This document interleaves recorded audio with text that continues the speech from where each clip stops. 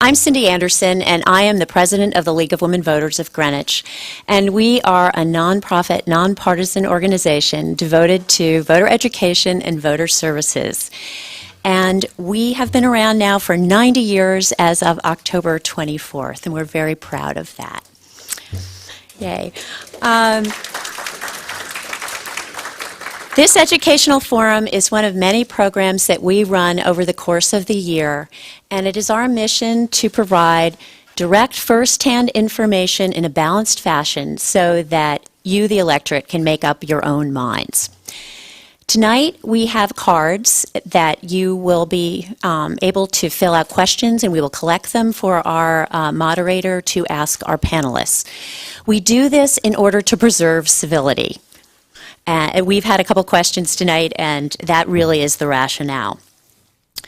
To learn more about our organization or to join us, please visit our website. It's www.lwvg.org. In addition, if after this program you would like to have your voice heard by our elected officials, we have pamphlets out there with all the information on how to get in touch with them. So please take one for yourself. Many, many thanks to our program organizers tonight, Naomi Schiff-Myers, Naomi, will you stand up, and Stephen Myers. They did an outstanding job.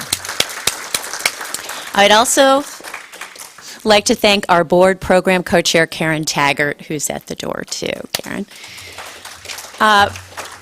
Particular thanks to our panelists for joining us tonight. You really have brought your expertise to us, and your presence is a huge service to open dialogue and information.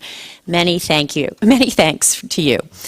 And thank you, audience, for coming out on this rainy night, too. We really appreciate that. Our moderator tonight is Dr. Stephen Myers, a physicist with long-standing involvement in nuclear weapons and nuclear power issues. He's the recent president of the Greenwich Forum on War and Peace, and he is a member of the League of Women Voters of Greenwich. 1/3 of our members are men. Thank you, Dr. Myers. Thank you, Cindy. And again, welcome to all of you for coming out on this not very auspicious evening. We have a very important and timely topic to cover tonight, and as the name states, nuclear plant safety issues, should Greenwich be concerned. We'll turn now to our panelists. It's my pleasure to introduce each of them in the order that they will speak. And on my immediate left is our first speaker, Dr. Edwin Lyman, a senior staff scientist in the Global Security Program at the Union of Concerned Scientists, UCS, in Washington, D.C. He's an expert on the safety of nuclear plants and on the environmental and health effects of radiation.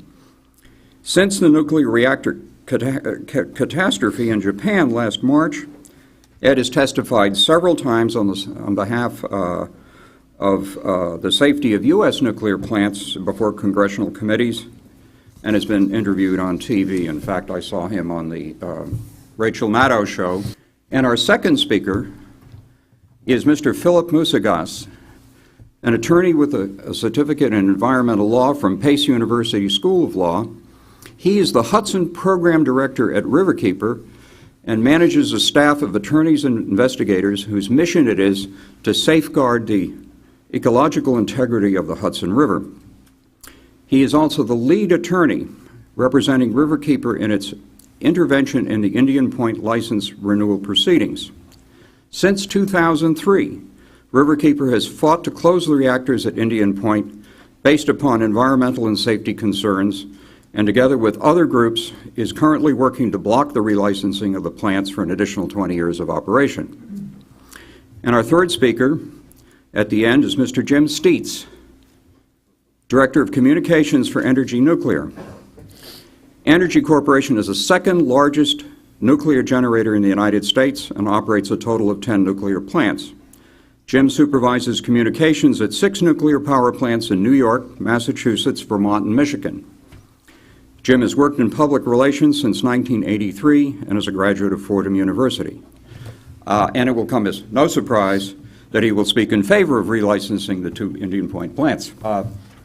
Ed, why don't you lead us off for your 10 minutes as the first presenter? Thank you. Thank you, Steve, and I appreciate the introduction. I'm very glad to be here, and I apologize for my voice, but I seem to be losing a battle with a cold over the course of the day, so please bear with me. We were asked to address a few questions today. The first question is, could the event that occurred at Fukushima happen here in the United States? And the short answer is yes, and I'd like to give some of my reasons why. After the Chernobyl accident in the former Soviet Union, I would say that a sense of complacency really settled over the industry here in the West. The industry convinced itself that events as severe as Chernobyl simply couldn't happen here. That was a Soviet design that didn't have a containment. It was badly operated. It was poorly managed.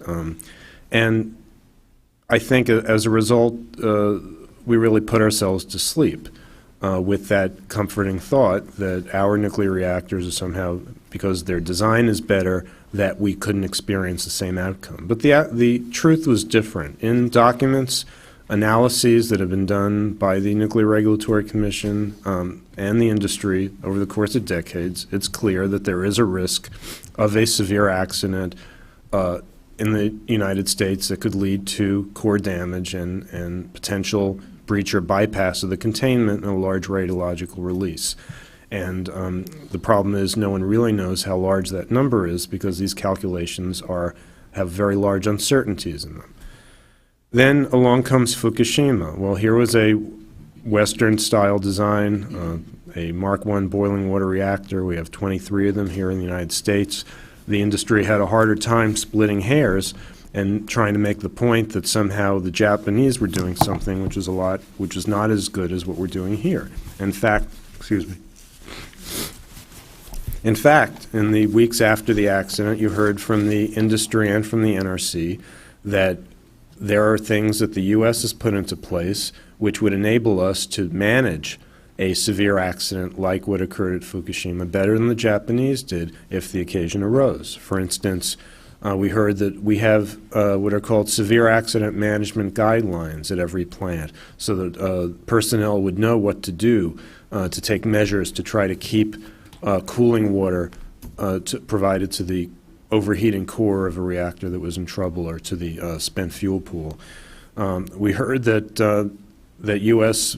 Mark I boiling water reactors have what are called hardened vent systems so that we would be able to safely or we would be able to preemptively vent radioactive gas through a filtering mechanism rather than allow it to overpressure the containment and possibly rupture the containment.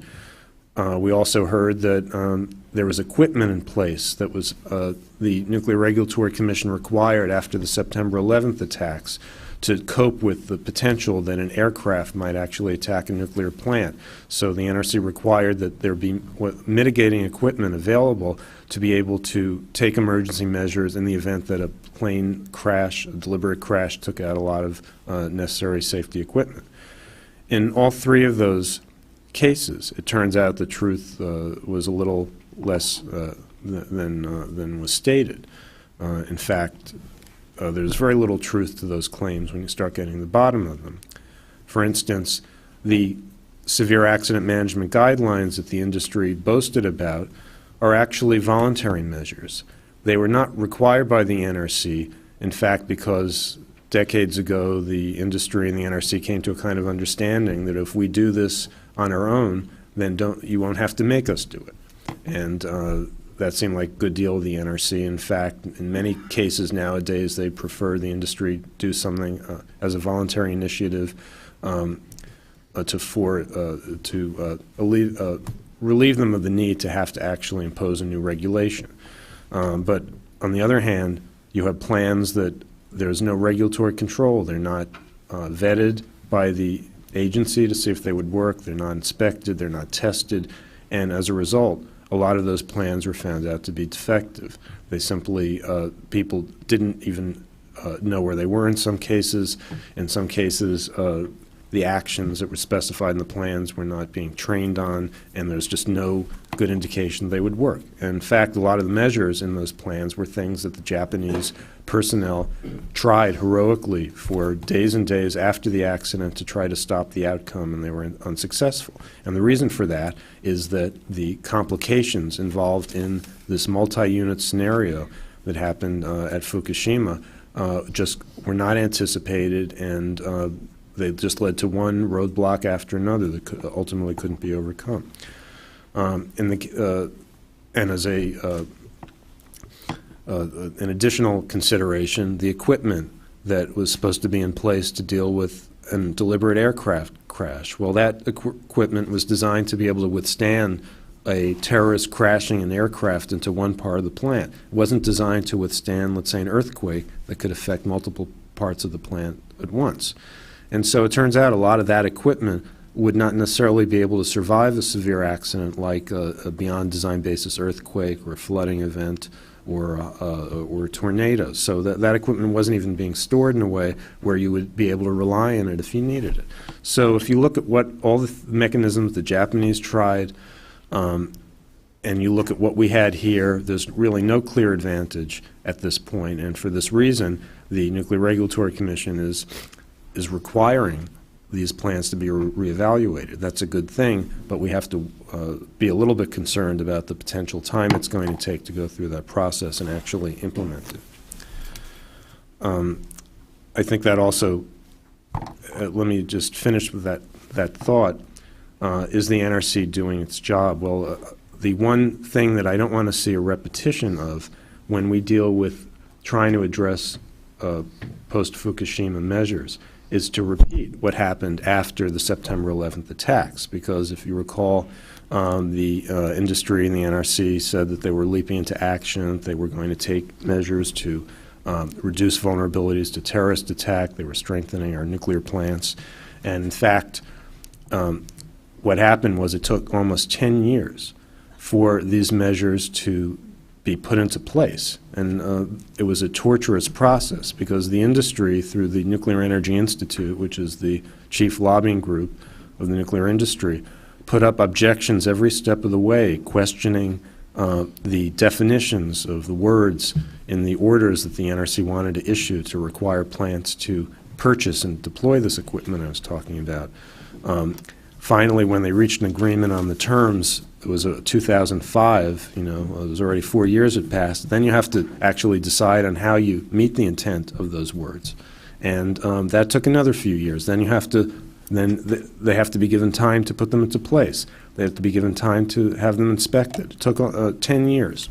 In fact, even today, more than 10 years after the September 11th attacks, there are some post-9/11 upgrades that are still completed. So we don't want to replicate that sorry experience.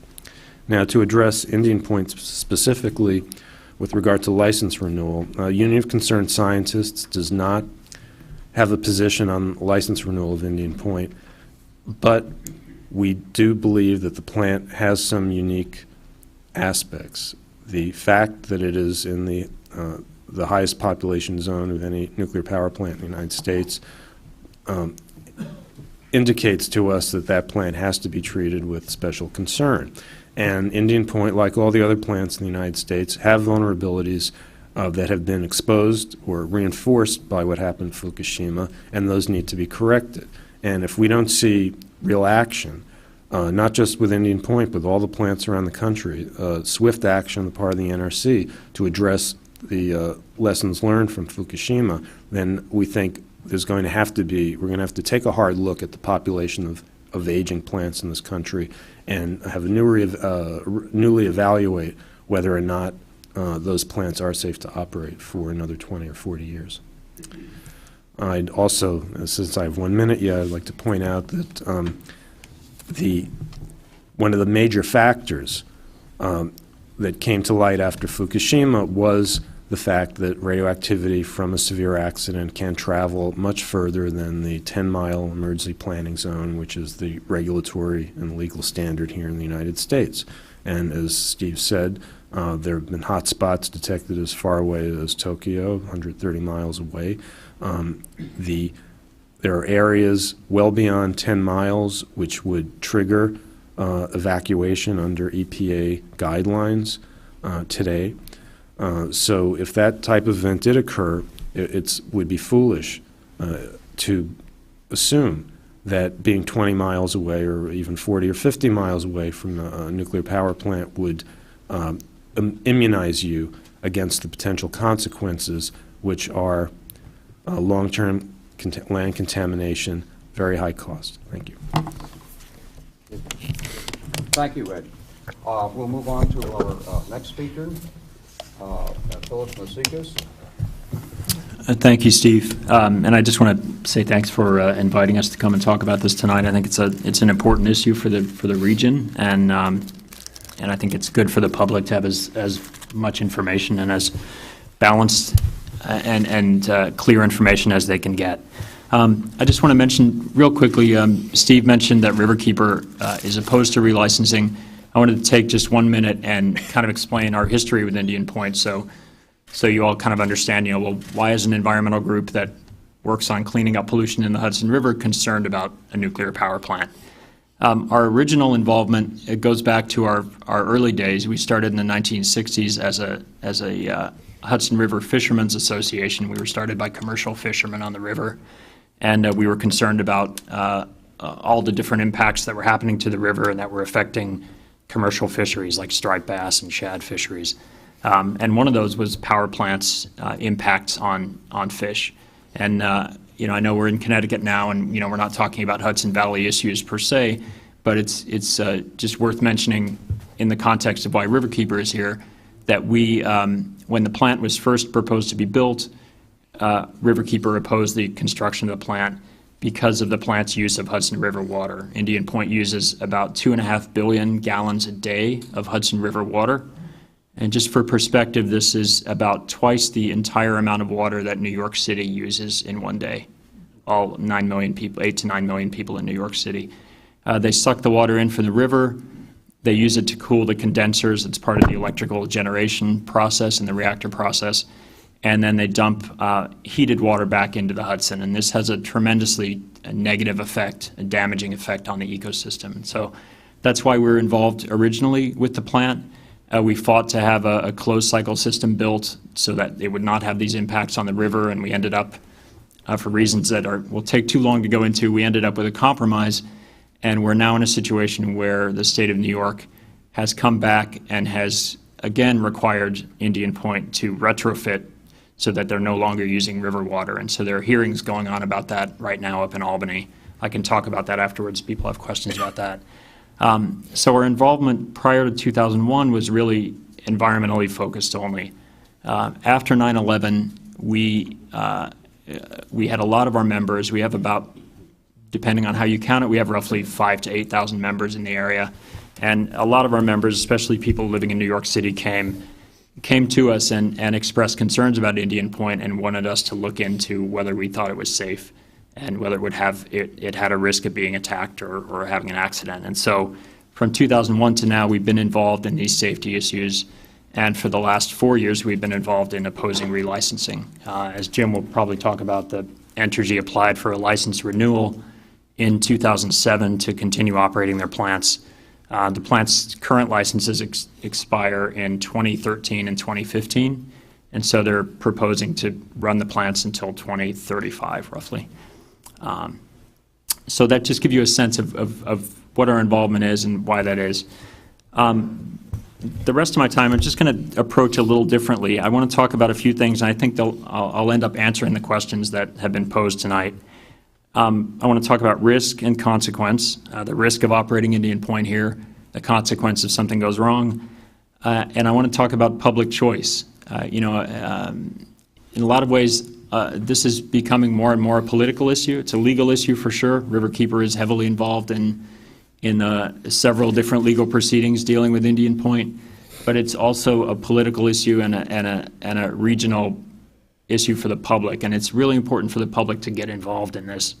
No matter what you think about nuclear power, and no matter what you think about Riverkeeper and Indian Point in particular, it's really important, I think, to get informed and to understand what's being debated and what the issues are, and hopefully take a position on this, because the plant, if it continues to operate, will affect the area and will will present a risk and a certain, depending on your perspective, a benefit or a burden to the area for the foreseeable future. And so, and what I'll talk about at the end of my 10 minutes is looking at this question of whether or not we need the energy from Indian Point. Because for a long time, the defense against continuing to operate Indian Point is that, well, we need the power, so it's a necessary evil that we have to live with.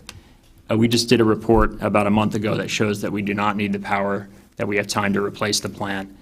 And so if you look at the risks of the plant and you look at what's available to replace it, we think the answer is simple, and that we should close the plant and move on to a different energy future. So I've used up probably way too much time, but I just want to touch on a couple of things. Ed did a wonderful job of talking about how the NRC has responded to the Fukushima disaster. I do want to talk for a couple of minutes about, in terms of safety concerns and looking at the question of whether an accident like Fukushima can happen here, whether we can have a severe accident where we have a radiation release.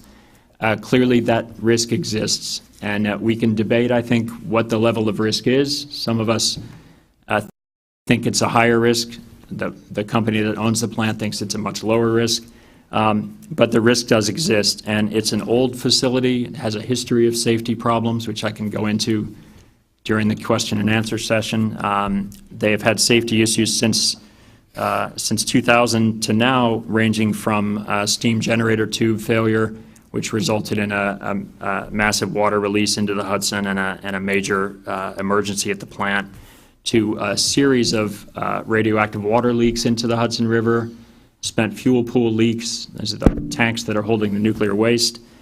In 2007 and 2010, the plant had 2 different incidents where the electrical transformers exploded and caused emergency shutdowns and fires at the plant. And so it's an old facility. It's certain parts of it have been maintained better than other parts, but the risk of running a very old facility like this that's approaching 40 years that we do not believe has been well maintained is a real risk. And I think Ed talked a little bit about this, but it's important to understand that although the tsunami and the earthquake were the triggering events that caused or that led to these nuclear meltdowns of these 3 reactors in Japan, the actual cause of the meltdowns was a loss of electrical power to the plant. Nuclear power plants need electricity to keep the plants running, to keep the spent fuel pools cool, to keep the nuclear waste cool, and to keep the reactors cool. And if they lose power for too long a period of time, the reactor fuel overheats. And if it's in the case of the spent fuel pools can lose water, and there can be a large radiation release from that.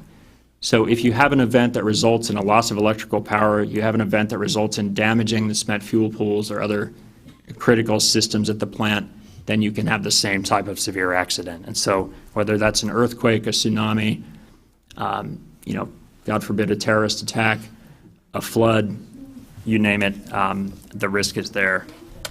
And in terms of Indian Point, Ed mentioned that Indian Point has some unique aspects. I think the most critical thing to think about in terms of Indian Point and its uniqueness is the fact of its location. We are located 34 miles from Times Square. Indian Point, okay, I'll hurry up. Indian Point is about, as you said, I think about 20-some miles from Greenwich. The plant has 300,000 people living within 10 miles of it. Within 50 miles of the plant, there are 20 million people. This is roughly 6% of the U.S. population. And that includes Wall Street, as you know, and the financial center of our country. And so, and there have been extensive studies done, several different reports. There was a famous report done in 2003 that looked at this question of, if we had an accident at Indian Point, could we evacuate the area? And at that time, they were looking only at the 10-mile zone around Indian Point. And in 2003, this independent report that was done by New York State found that you could not evacuate the area safely. So you could not get the public away from the plant quickly enough to avoid certain numbers of the public being exposed to radiation. And keep in mind, that was a 10-mile zone. What we're dealing with now in the wake of Fukushima is a situation where, as Ed said, and as you see in the paper, All you have to do is go online, go on Google and hit Fukushima, and you'll see continuing news reports from Japan about the extent of contamination. It's gone well beyond the 10-mile zone. And so this idea that we can continue to plan for a 10-mile evacuation zone around Indian Point, that idea is history. And so we need to think about how we can evacuate the plant. I think I'm running out of time. I think I'm out of time. So I just encourage you to go to Riverkeeper's website, www.riverkeeper.org. I didn't bring printed materials, but you can find a lot of detailed information on our website about our position, and I'm happy to answer questions about the plan. Thanks. Okay, thank you, Philip. And now we'll proceed to our last panelist, Jim Steens. Great, thank you very much. And I'll also thank you and Naomi for inviting me here tonight, along with the two gentlemen that have joined us for this discussion. Thank you all for coming out on a rainy night. I agree that this is the kind of issue that necessitates learning as much as you can about it before making a decision about a personal decision about whether you think Indian Point is safe or should continue to operate. And so with that spirit in mind, I'm very happy to be here tonight and talk to you about Entergy's perspective on this. I would take issue, of course, already having the benefit of hearing both Edwin and Phil speak with some of the things that they've said, and I'll try to address a few of those in my opening remarks. First of all, I would say there's really two messages that I bring here and hope you can come away with. First, Indian Point is safe. I would not describe it as a necessary evil. I would describe it as a huge benefit. It's a safe plant. People in Greenwich can be safe. The people who work there feel safe. Men and women, fathers and mothers, families who work there feel safe, live in the area, and continue to feel safe, notwithstanding what was witnessed at Fukushima, notwithstanding what we've seen at Chernobyl, and many, many years earlier, 3 Mile Island. I'll begin with safety. Indian Point is a nuclear power plant, regulated by the federal agency, the Nuclear Regulatory Commission. This is a federal agency, an independent federal agency, with the technical expertise to perform its duties.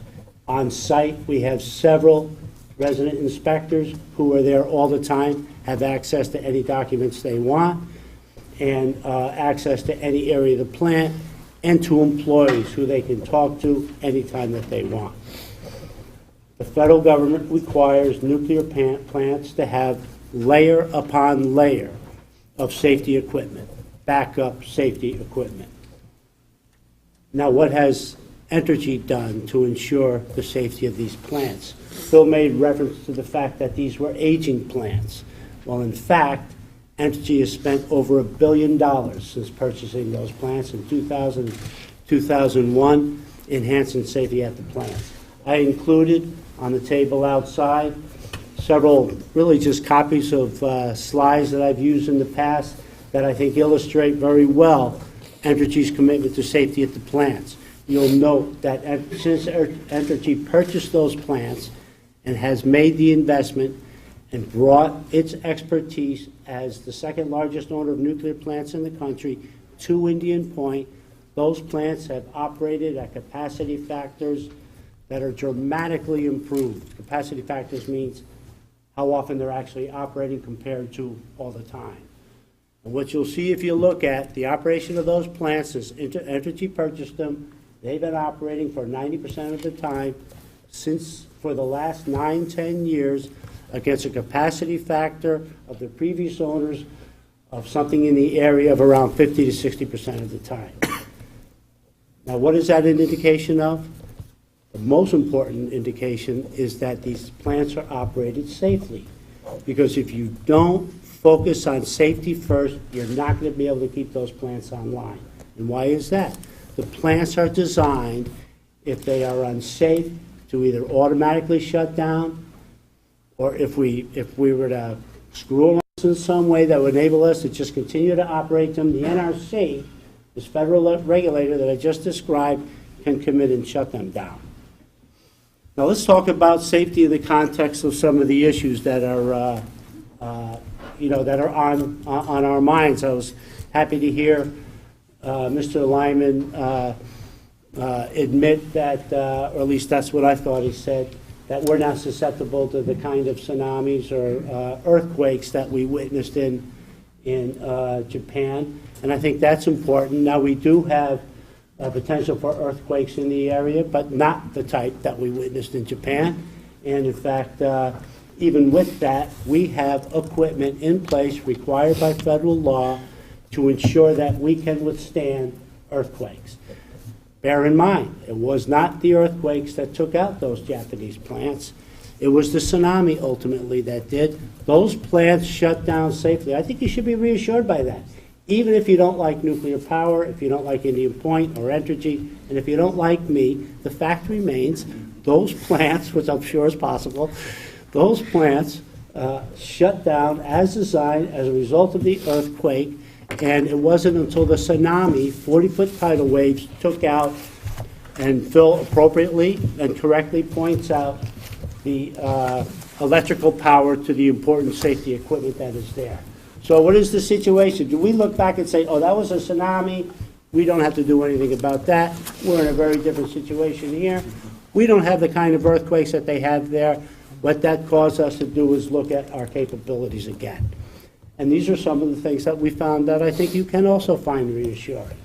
One, we are designed for earthquakes 100 times greater than have ever been experienced in this area. That's fact. Number two, our flooding capabilities are not just what the historical flooding capabilities were for the Japanese plants. Ours are twice that. For example, we are prepared for flooding twice the elevation of any flooding that has occurred near Indian Point. As a matter of fact, our final safety analysis report, necessary before you could build the plant, considered the possibility that with the worst storm historically experienced in the area, add on 120 billion gallons of water spilling from the Ashokan Reservoir into the Hudson River, and we're prepared to deal with that too. I think you can be reassured by that. I think people at the plant are reassured by that. I'm reassured by that. That's what gives me confidence to talk to you today about the safety of those plants. Those are important considerations. Now, let me just get into some of the things that I've already heard. Mr. Lyman talked about these SAM-Gs, as if those were some things we haven't seriously, considered in the past or tested on, these severe accident management guidelines. I used to work at Indian Point. I haven't been there in 10 years, but I know we practiced on SAM-Gs, and I believe we do today, practice on those procedures. Now, we did a very intensive review, and you're always going to expose some kinds of deficiencies. There weren't any significant ones in connection with Indian Point. The other criticism was of hard vents.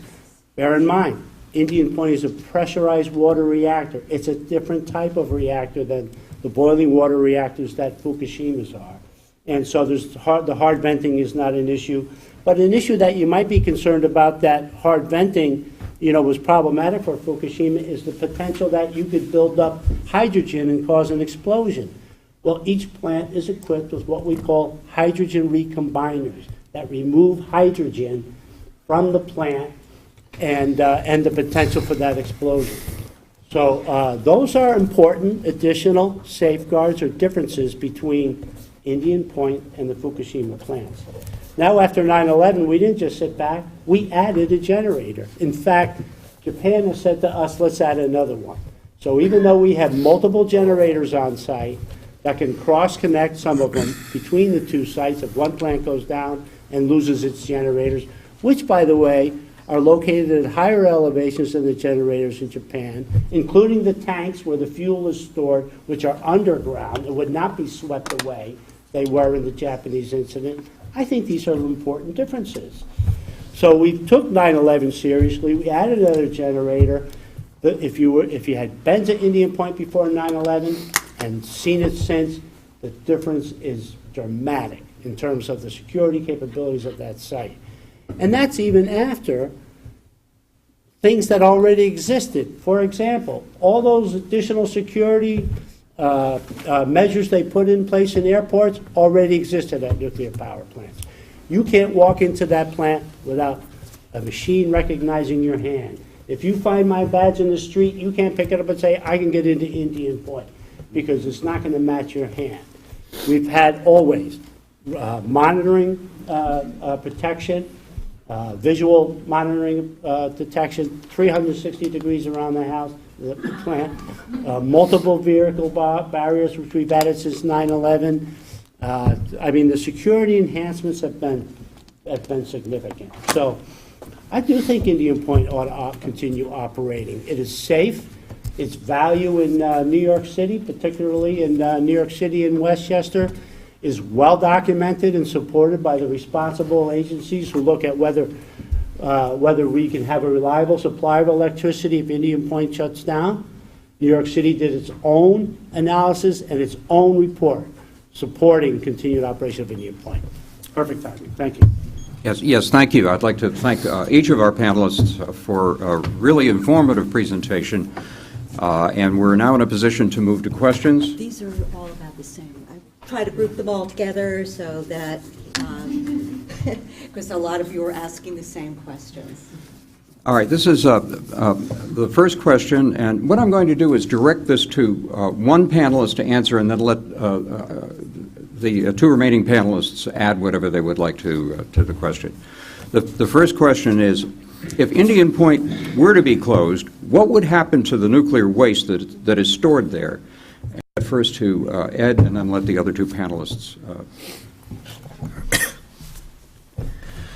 Well, the fact remains that the U.S. doesn't have a centralized geologic repository for spent fuel from nuclear power plants. So if Indian Point were to shut down, the spent fuel, at least for the foreseeable future, would share the same fate as it has with other plants that have shut down around the country, like Haddam Neck.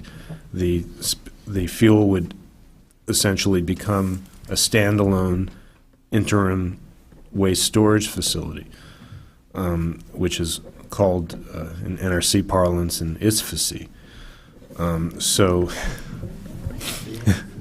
ISFAC. If you can say that, you get an honorary degree in nuclear regulation. What is it, translation? Independent Spent Fuel Storage Installation. It's an acronym for that. Yeah.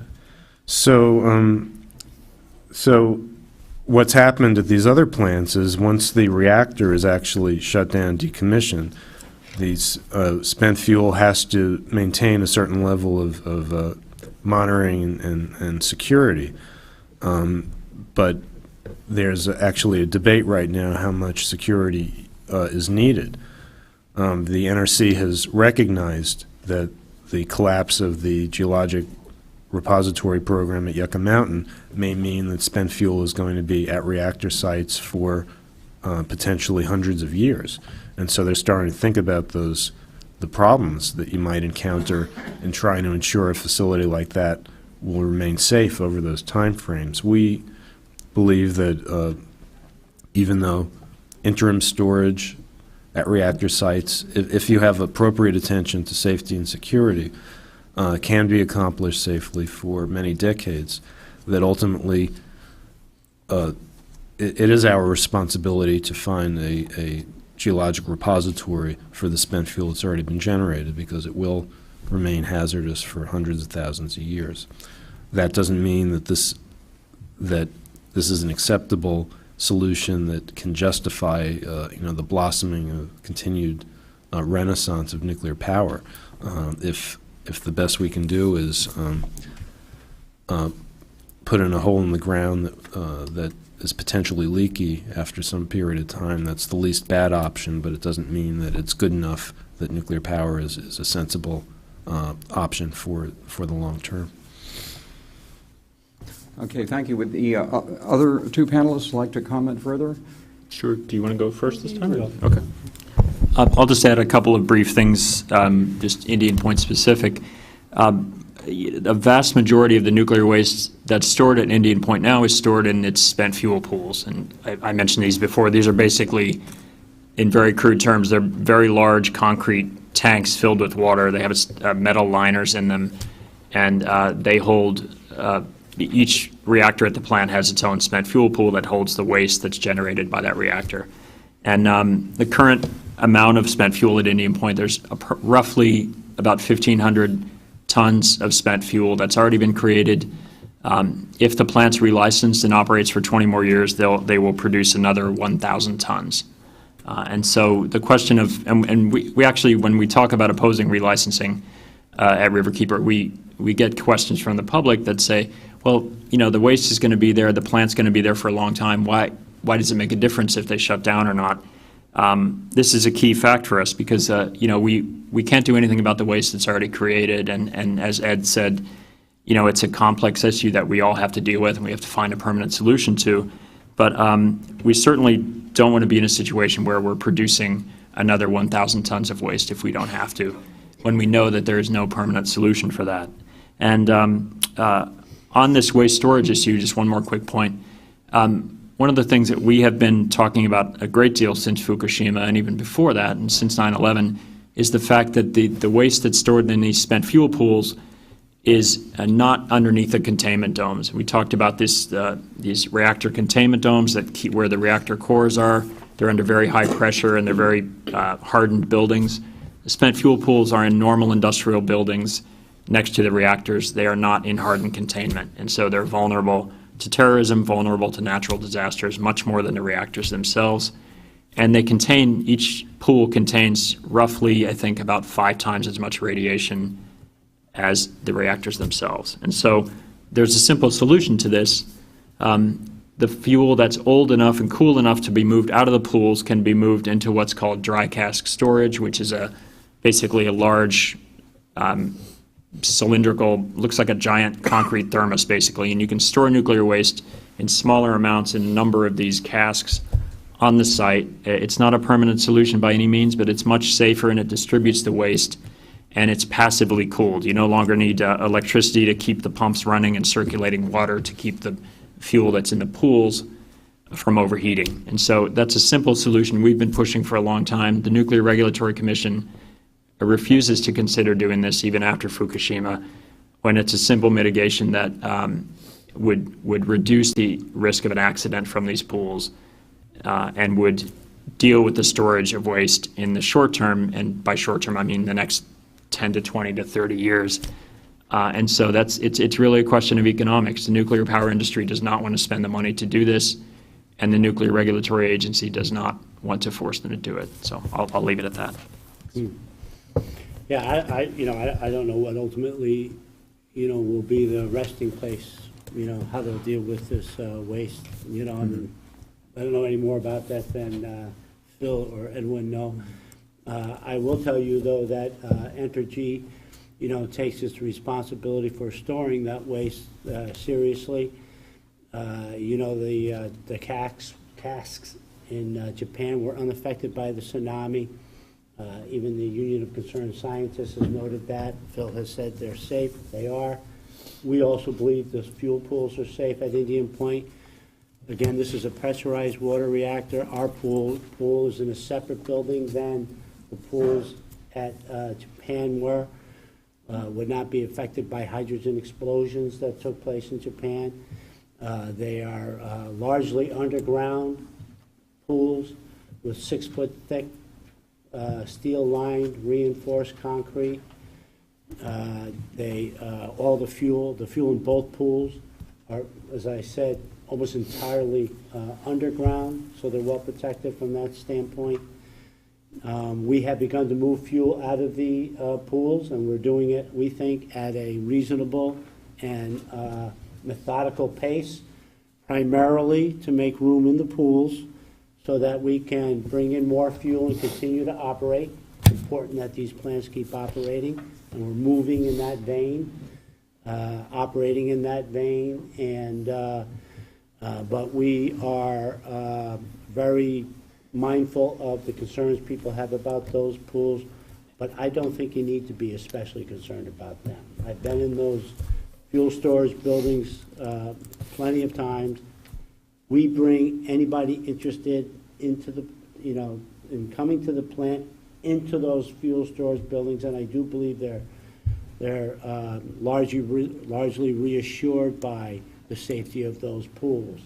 So, what the federal government or Congress ultimately decides as a matter of policy in terms of whatever that is, in terms of disposal of nuclear waste, the owners of the nuclear power plants, Entergy in particular I can speak for, understand the challenges for ensuring that that fuel is safe, and we believe they're safe whether they're in the cask or in the pool themselves.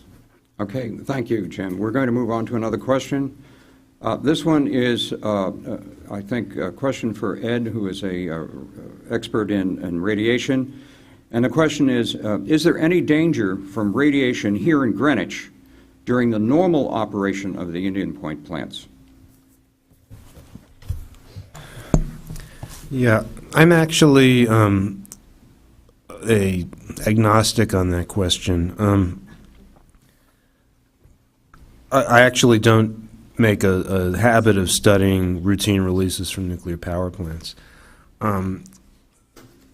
So my own view is that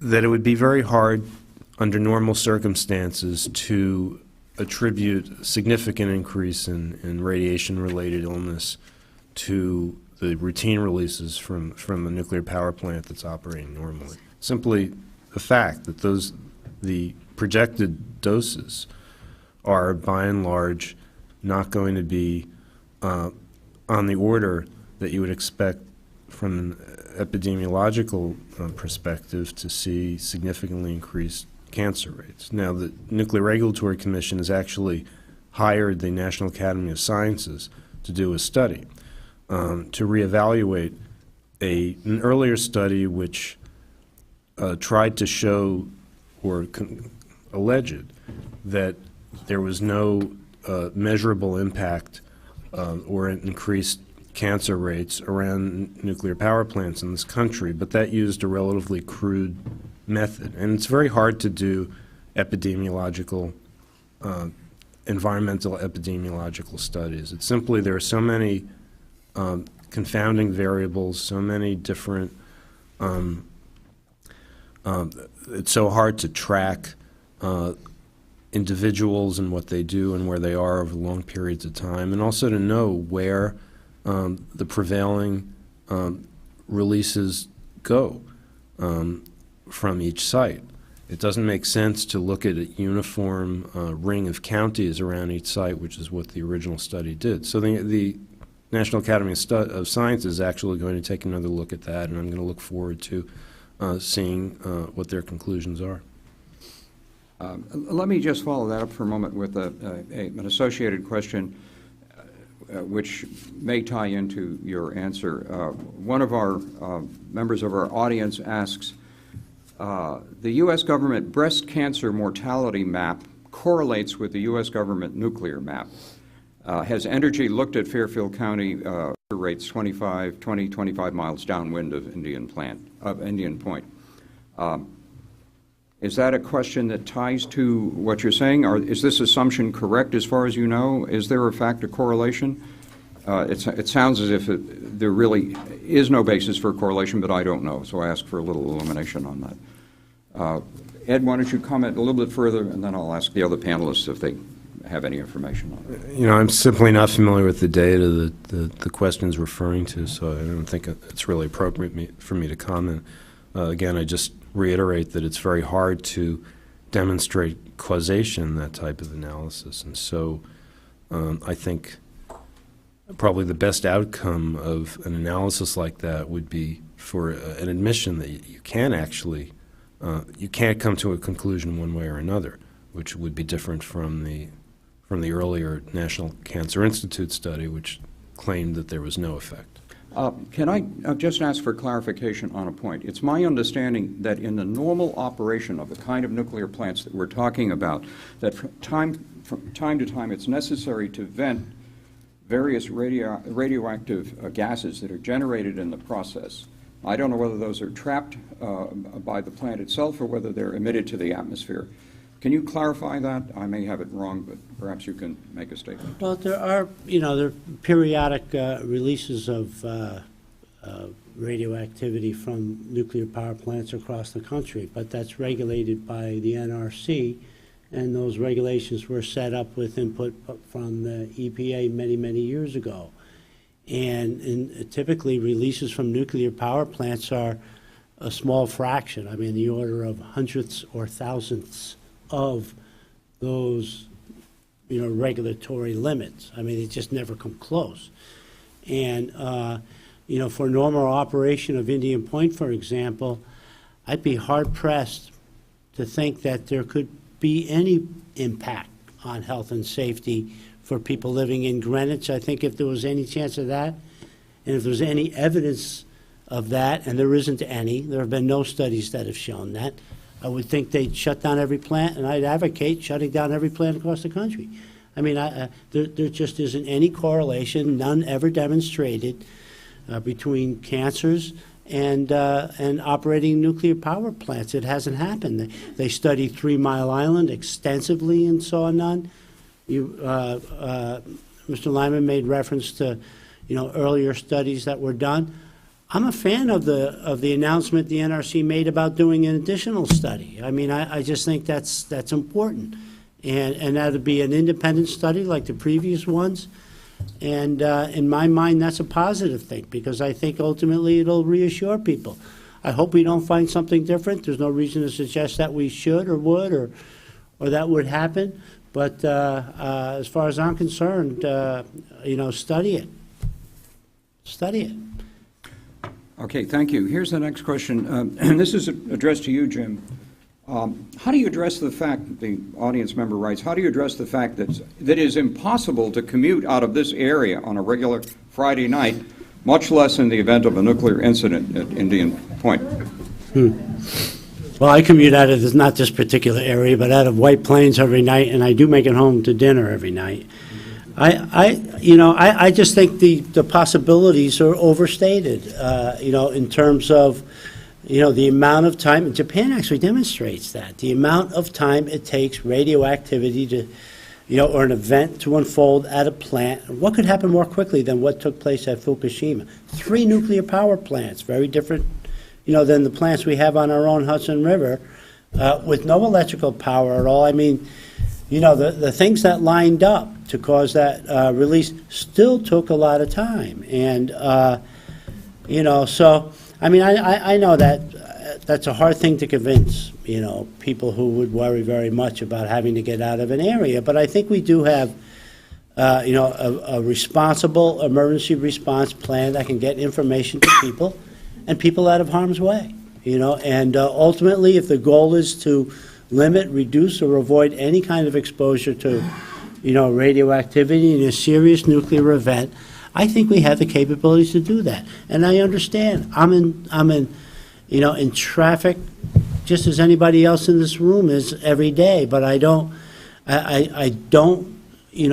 haven't seen, even in observing what took place in Japan, that would prevent people from being able to get out of an area where you would have significant exposure to radiation. Would the other panelists like to respond, Philip? Sure. I think comparing the after effects of Fukushima and the ability of getting the survivors out of the zone around Fukushima is not really a useful comparison to what would happen if you had an accident or a release at Indian Point, because, well, for a couple of reasons. One, just on a very general basis, the population density around Fukushima was much, much lower. This is primarily a rural area with small fishing villages. This is a rural part of Japan, so it's not near a major city. This was not a plant located 20 miles from Tokyo. And two, there are a number of things. One, Jim had mentioned earlier that it appears that the plant shut down safely right after the earthquake, Yeah. and then was safely shut down until the tsunami hit about 50 minutes later. I believe, and not to put you on the spot, I think there may be some new evidence, or there may be evidence emerging as they investigate this, that the plant actually started to release radiation, and the accident sequence started before the tsunami even hit. And so That's not definitive, but there's ongoing investigations, and these types of catastrophic accidents take years to figure out. But there is evidence that suggests that the plant may have started to have a failure before the tsunami hit.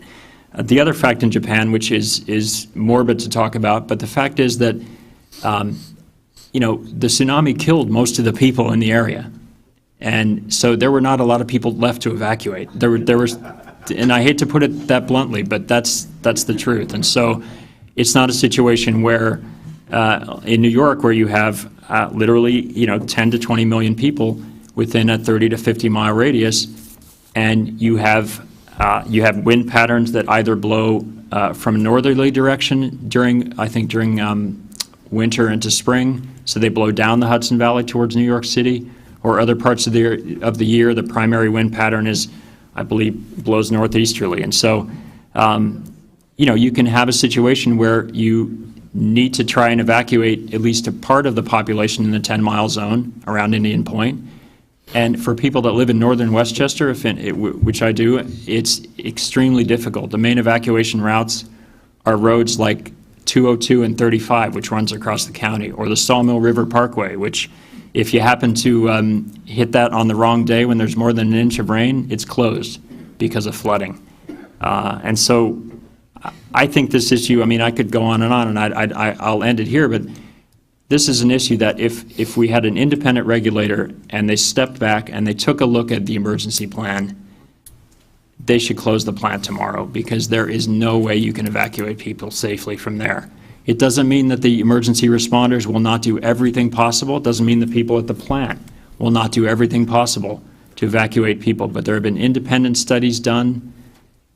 People that live in this area, in 6.5 years of working on this issue, I don't think, honestly, ever spoken to someone who said they're comfortable and they think they can evacuate if they have to.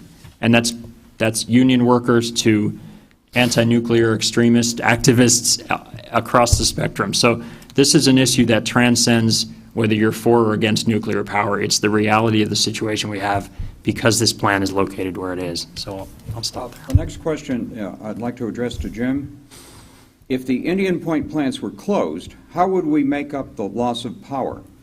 And can it be done using wind and solar? And then I'll ask Philip to comment further on that. But let's start with Jim. Let's tackle this question of loss of power if the plants close and what the consequences of that are from the two perspectives of both of you. It would be a formidable challenge. I'll just start with that. And to replace the power provided by Indian Point. Indian Point provides approximately 2,000 megawatts, which amounts to enough power to light about 2 million homes. And although we don't sell all our power directly at homes, just to give you a feel for how much power that is, it actually is about 25% of the power in New York City and used in New York City and Westchester at certain times of the year, because those are base load plants. We could be providing on a cold winter day when demand is down in New York City and Westchester, the amount of power we provide reaches near 40%. In fact, we've surpassed it on occasion. And of course, in the summer months, when you really need that power, we're operating continuously, as I described before. That number gets around in the 16-17% range. But over the course of a year, Indian Point provides about 25% of the power in New York City and Westchester. Now, that's not Entergy saying that. We didn't make that number up. That number comes from the New York Independent System Operator, which is the nonprofit agency in New York State responsible for ensuring a reliable supply of electricity across the state, including New York City. NYSO also, that same agency, has expressed concern that if you shut down Indian Point without replacing it, you would have serious reliability concerns going forward. They would predict, rolling blackouts and really an impact on our ability to ensure reliable supply of electricity in New York City and Westchester. I don't know if that means Greenwich should be concerned or not. Mark was, I'm looking over at some of your works with us who could answer that question, but it is a concern for New York City and Westchester. We've heard people talk about replacing it with wind and solar. You're not going to replace Indian Point with wind and solar power. Indian Point is a base load plant. You rely on it for operation or for its power continuously. You don't wait till the sun comes out to generate electricity, and you don't wait for the wind to blow. That's not to say that we shouldn't build solar power plants or wind plants. It's just unrealistic to think that you can replace Indian Point with it. Some have suggested conservation. Nobody's against conservation either. But if you think that you are going to use conservation, even if you couple it with other projects, to reduce demand for electricity in New York City and Westchester, your rates will go through the roof. Okay, are you finished, Jim? No, but I'm ready to pass it on. Okay, if you don't mind, because we'll give Philip a chance to respond to that if you would, then we'll move on to a few more questions. Okay, thank you. Just a couple things. I actually agree with Jim that, I know, you're shocked. I don't think we can entirely replace Indian Point at this point with wind and solar either. But I think that's the only thing on this issue that I think we agree on, unfortunately. But Riverkeeper just actually completed and released a study, which is on our website, which you can look at. We joined with Natural Resources Defense Council, and we had a company called Synapse Energy Economics, which is an energy consulting firm in Boston. We paid them to do a study for us of replacing Indian Point. And another point Jim makes, I mean, we do not believe that you can just close down Indian Point and do nothing. That, I won't argue with that. That would be a very bad public policy, and it would not make sense for a number of reasons. So you do have to, at the state level, we think you have to have a plan, and you have to respond to closing the plant. But from there, our study shows that you can actually do this. You can do it affordably. We have time to do it, and there are a number of options to replace Indian Point. And I know we're using a lot of time, but I'll just quickly go through these.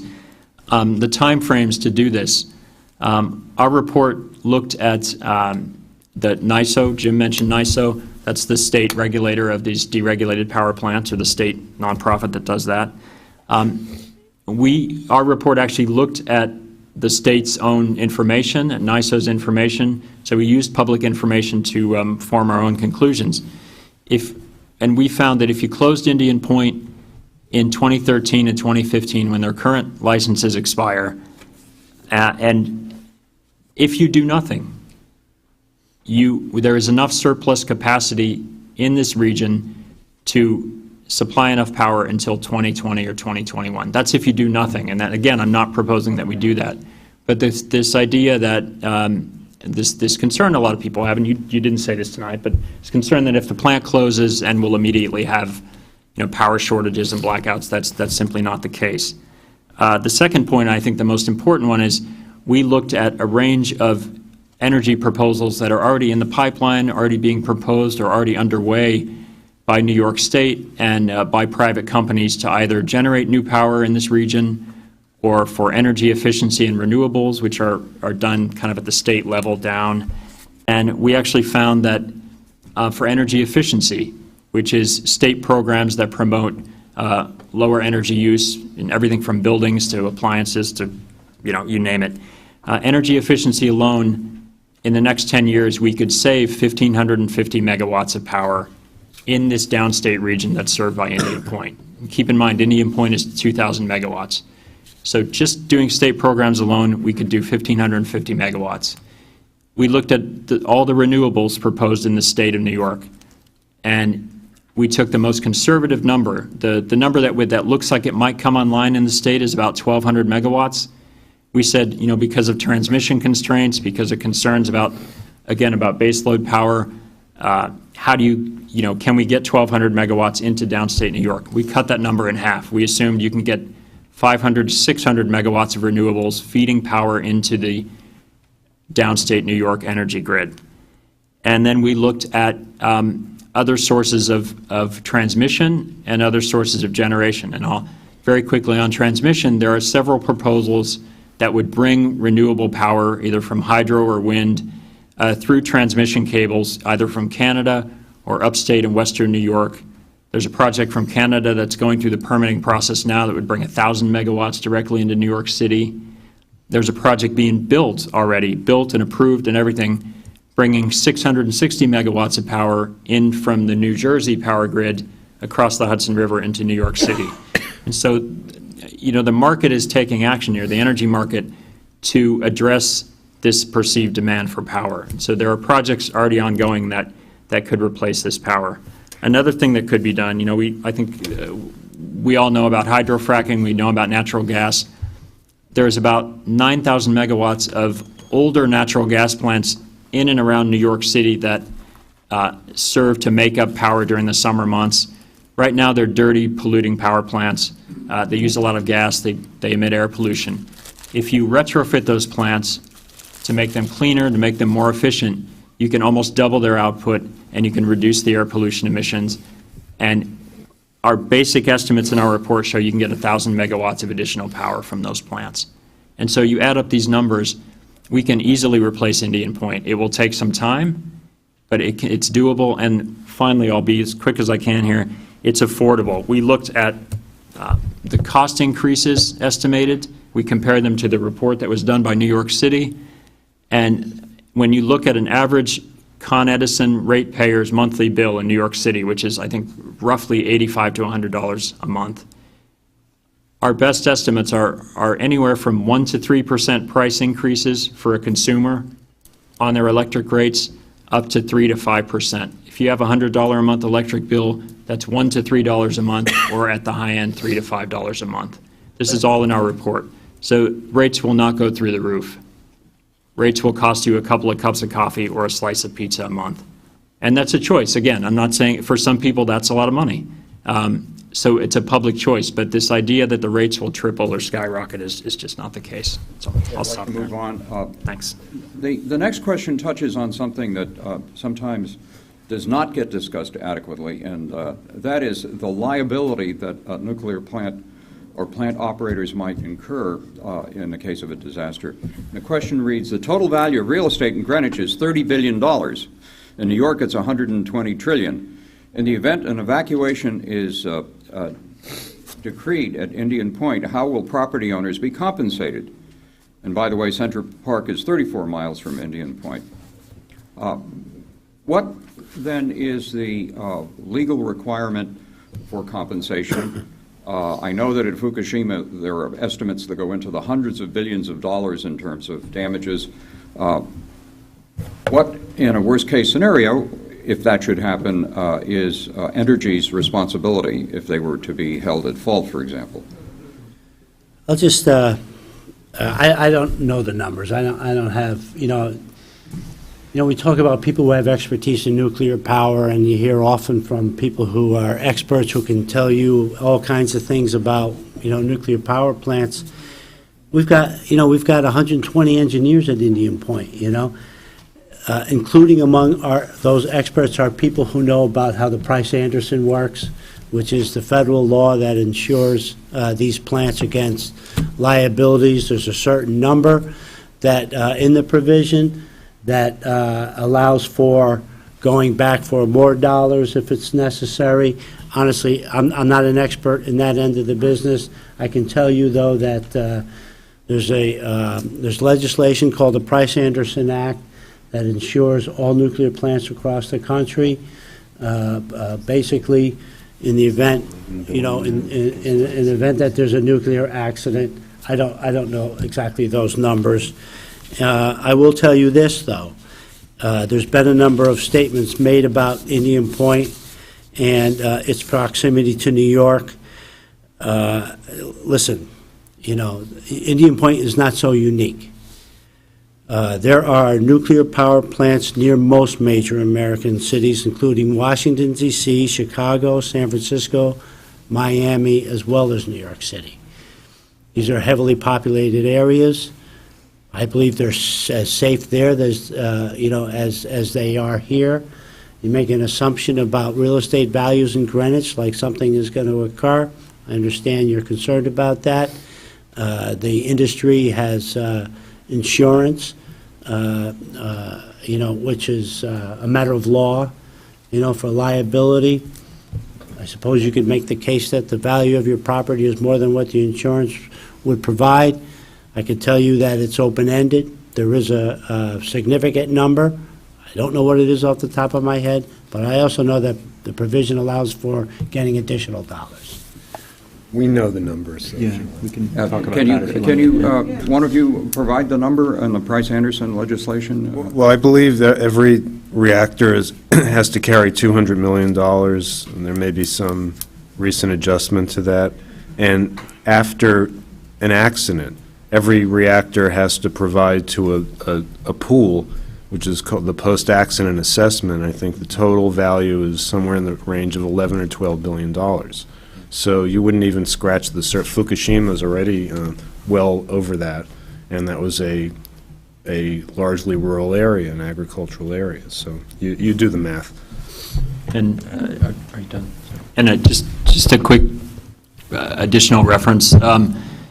If you own a home, if you own a property or business in anywhere in the U.S., in Greenwich or in New York, your homeowner's insurance is not going to insure you against a nuclear accident. No private insurer will insure against it. Nuclear power plants, I think, that their insurance process through this Price-Anderson Act is done through the American nuclear insurers. Actually, I might be getting this wrong, so I'm going to stop That's there. a whole different, that's that a a whole different different insurance. Okay, then I'm wrong about that. But private insurance does not cover nuclear accidents, and so there's this federal law called the Price-Anderson Act. It's capped, I think, now at $11 billion, and that's all the plants in the country are putting that into a pool for one site accident, and Did you say $11 billion? it's $11 billion, yeah. Thanks. Yeah. I thought So you said a million. no, 11 billion. Yeah. So I'll leave it there. Thanks. And a light question is that, eventually, every nuclear plant comes to at the end of its operating life, whether it's 40 years or 60 years or possibly extensions beyond that.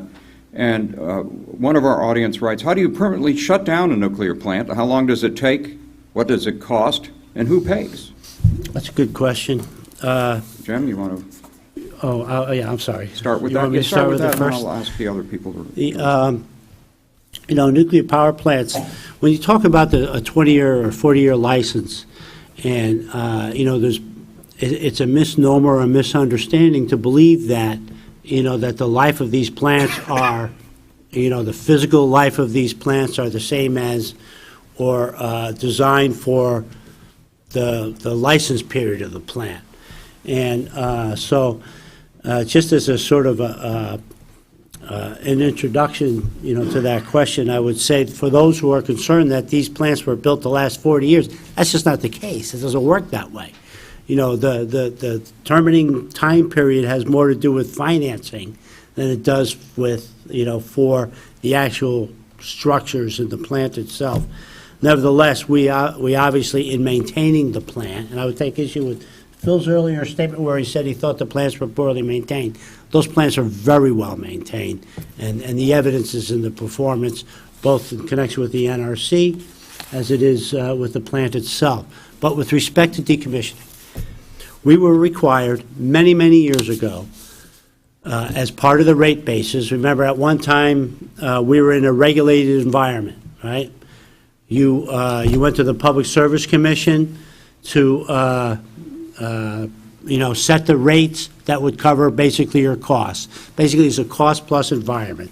You go to the Public Service Commission and say, it costs me X dollars to build and construct these plants. They build into the rates enough dollars that you could pay for those things.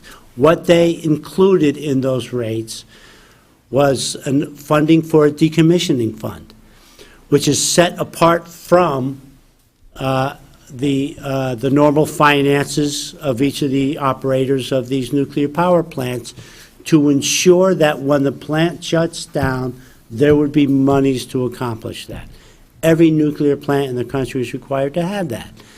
And so when the plants are ultimately decommissioned, which means removing, all of the radioactivity from the plants, in the case of Indian Point, we're talking about a greenfield decommissioning where we would literally get the plant back to, or the site back to its pre-plant condition, those monies have been set aside to accomplish that. And so I think that's very important. And that wasn't always the case. And I think this is one of those things that sometimes occur or happen when you have public meetings and you talk about, these issues in an open forum and an open debate. And so later, it was a requirement, that was added later, I should say, after construction and operation of the plants, to ensure that there would be a decommissioning fund in place to provide the funding to shut down these plants and decommission them. We're beginning to approach our 9 o'clock deadline, so I'm going to limit the remaining questions. But one person asks, why was a nuclear power plant ever built at Indian Point, given the population in the area? Philip, would you like to address that? Or I'll ask Jen to comment. Sure. I don't have the complete answer to that. I think at the time, Indian Point was built, I think the Indian Point 2 went online in 1972. Is that right? Or 73.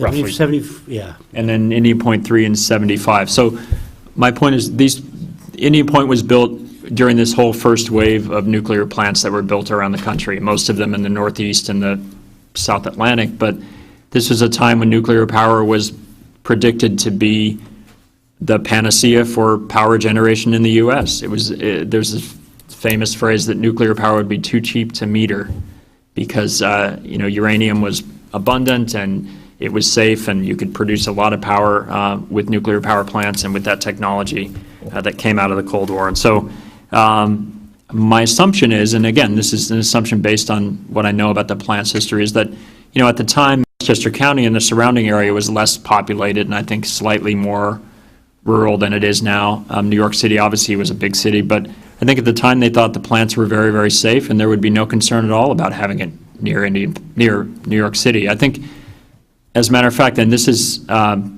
you guys might know more about this, but I believe Con Edison even wanted to build additional nuclear power plants in New York City, I think in Queens and... Actually, on the same site. On the same site? Yeah. So it's, I think at the time, the risk wasn't as well perceived. That's the best answer. Right, wasn't Indian Point the substitute for when they couldn't open Ravenswood, or is that?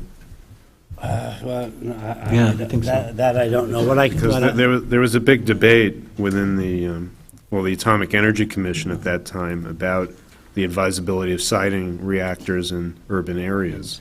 And they eventually made, striding my history on this, a ruling that prohibited the siting of reactors within cities themselves. And so they moved, they thought by moving them a few dozen miles away, they'd solve the problem. Okay, and our final question here, is there anything that Connecticut residents can do to influence a decision?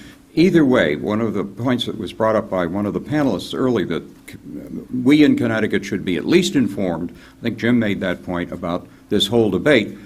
But we're not in New York State. We don't have the same partial oversight of the operation of a plant. What can we do to influence a decision about relicensing Indian Point? That's the last question from one of our members of the audience. And I'll ask each of our panelists to comment a little bit briefly about that. Ed, do you want to start with that? Well, I'd just like to point out that Jim's comments notwithstanding, I think Fukushima has demonstrated that that the effects of a severe accident can be felt well beyond the 10-mile zone, and that the NRC's attitude with regard to that issue is currently, we never said we would stop at 10 miles. If you recall, after Fukushima, the NRC issued an order to all Americans within 50 miles of the reactor to evacuate. And it was quickly pointed out that that seemed to be a different standard than what was being applied back home. The NRC's response was, we never said we'd stop at 10 miles. we always said that if we needed to expand the zone later, we would.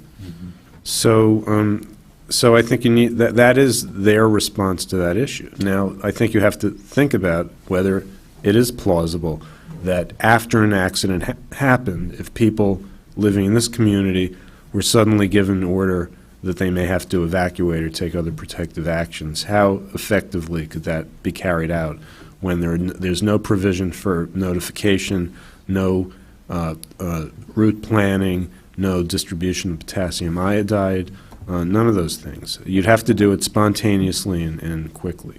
And it didn't not necessarily, within the first 12 hours, but even, within 24, 48 hours. So I think any community that is potentially impacted by these reactors has the right to examine the logic of whether or not they need to be better protected. Does the NRC have a mechanism by which it entertains public comment from the public at large so that representatives of Connecticut government could appear and testify about their concerns? Ed, you seem to be most familiar with the NRC and its workings.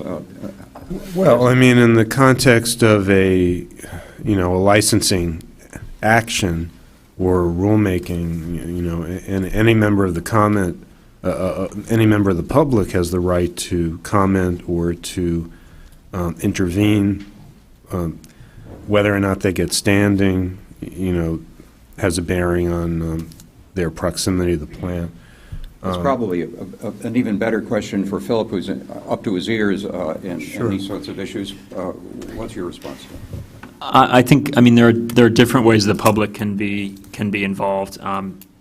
You can, with the NRC, you can file petitions with the NRC. You can, in a licensing action like Riverkeeper has done, you can intervene in a relicensing process. For example, it's already ongoing now, so that would be roughly too late for Indian Point. But I can tell you it's a very challenging process, and the NRC among federal agencies is because of the technical nature of what they regulate, and also because of, I think, they've designed their regulations to make it very difficult for the public to meaningfully participate.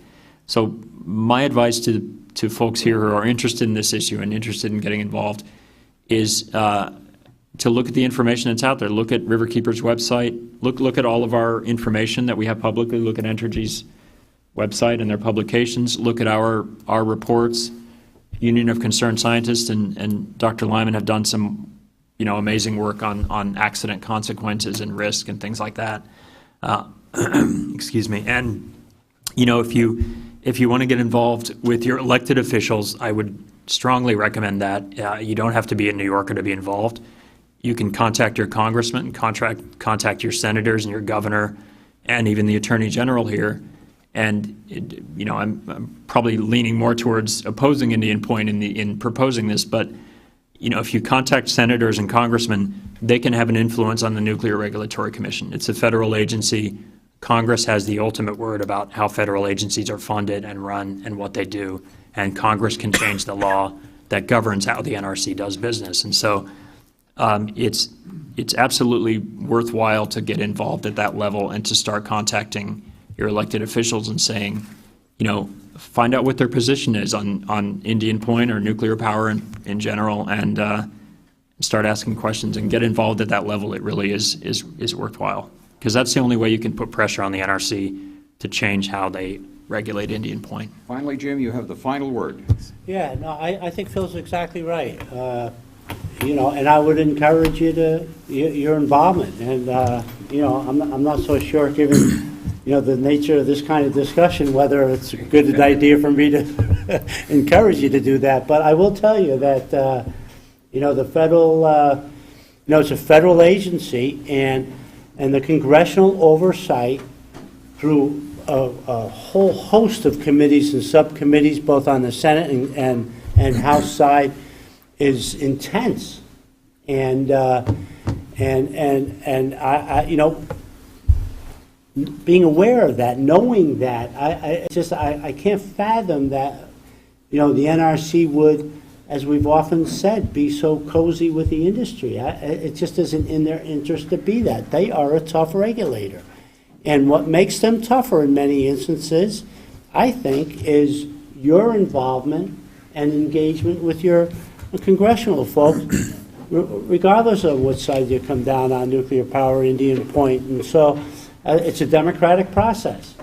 And I know there are people in this room who disagree with me, but I think the Federal Nuclear Regulatory Commission is a strong, independent, technically capable agency, and it is because of the democratic process in part. So I'm with you. I'm with Phil and the other panel members on encouraging your participation. We have that on record.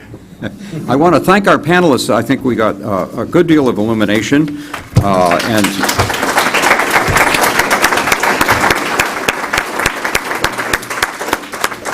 and under the careful discipline of the league, we ended only 5 minutes beyond our target date, and that's an accomplishment too. Thank you all for coming.